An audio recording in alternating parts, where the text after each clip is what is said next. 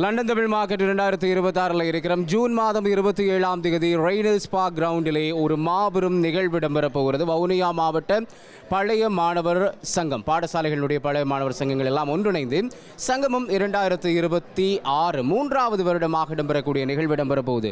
ஆடல் பாடல் கொண்டாட்டம் உண்டு, விளையாட்டுப் போட்டிகள் உண்டு, எல்லாமே இருக்கக்கூடிய நிகழ்வில் ஒரு பக்கம் இந்த கமிட்டியை சேர்ந்து எல்லாருமே இப்போ என்ன சுற்றி நிற்கிறாங்க.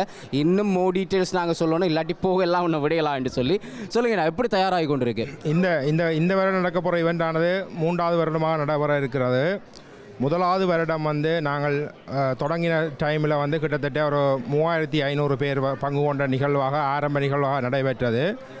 அதை அடுத்து கடந்த வருடைய நிகழ்வானது கிட்டத்தட்ட ஒரு 4500 பேர் நடைபெற்ற இவெண்டாக நடைபெற்றது.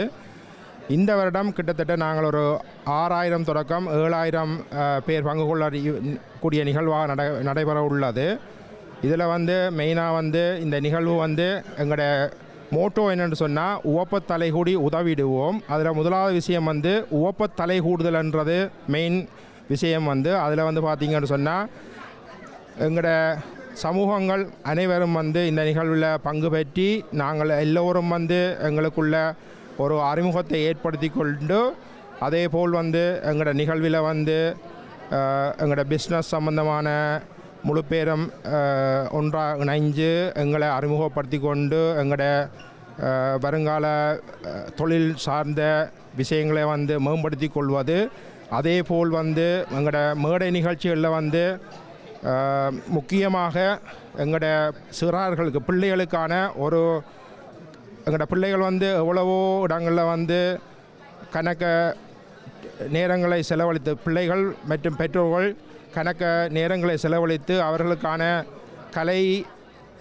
கலாச்சார விடயங்களை பழக்கியிருந்தாலும் அவர்களுக்கான ஒரு மேடை இல்லாத ஒரு நிலைமை காணப்படுகின்றது. அவர்களுக்கான மேடையை வழங்குதல்ன்றதும் ஒரு முக்கியமான விஷயமாக நாங்கள் இந்த நிகழ்வில் அவர்களுக்கான மேடையை வழங்குறதையும் கருத்தில் கொண்டு இந்த நிகழ்வு எல்லாத்தையும் உள்ளடக்குமாறு ஒரு மாபெரும் நிகழ்வாகவும் வெளி அரங்கில் எல்லா ஃபெசிலிட்டியோடையும் கொடுத்து கொண்டிருக்கின்றோம்.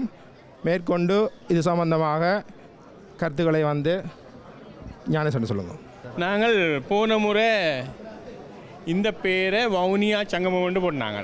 இந்த முறை என்ன செய்கிறோம்டா, சங்கமம் தமிழாக்கட சங்கமம், தமிழர் எல்லோரும் வரணும், எங்களோட நிகழ்வை பார்ட்டிசிபேட் பண்ணணும், என்ஜாய் பண்ணணும்.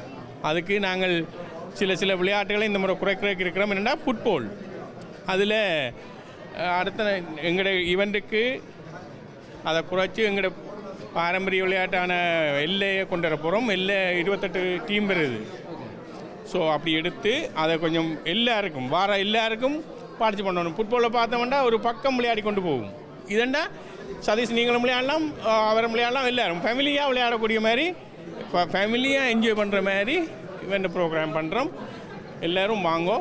இது வவுனியா மக்கள் மட்டுமில்லை, தமிழ் மக்கள் எல்லாருக்குமான ஈவெண்ட். கட்டாயம் வாங்கோ, நீங்கள் என்ஜாய் பண்ணுவீங்க, ஃபேமிலியாக என்ஜாய் பண்ணுவீங்க. சின்ன பிள்ளைகளுக்கான என்ஜாய்மெண்ட் இருக்குது, எல்லாம் இருக்குது.